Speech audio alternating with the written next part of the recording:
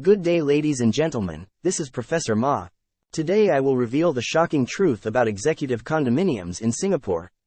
Executive condominiums are a hybrid of public and private housing unique to Singapore, created to cater to the rising aspirations of the sandwich class. As a hybrid form of public and private housing, executive condominiums are considered public housing when first sold and become automatically privatized after 10 years.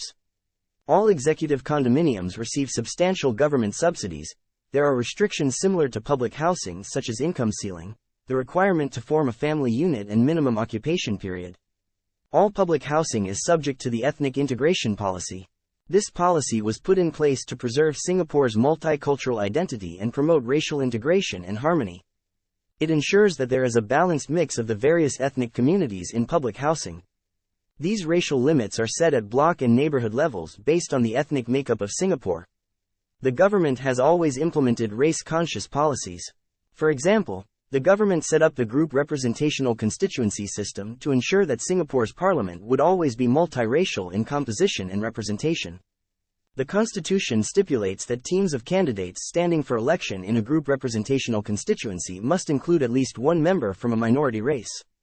Even the presidential election has a racial reserve system, whereby if Singapore has not had a president from a particular racial group for 5 continuous terms, the next presidential election should be reserved for candidates from that race.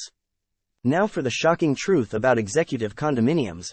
Despite receiving substantial government subsidies and being considered public housing when first sold, they are not subject to the ethnic integration policy unlike all other public housing.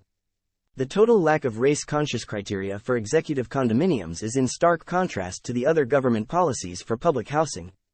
As executive condominiums are meant to cater to the rising aspirations of Singaporeans to live in private property, there is a real danger of certain ethnic groups being left behind, evident in the racial profile of residents in executive condominiums. Professor Ma will be sharing on other key areas in future videos. In the meantime, please help by liking and by subscribing. Thank you.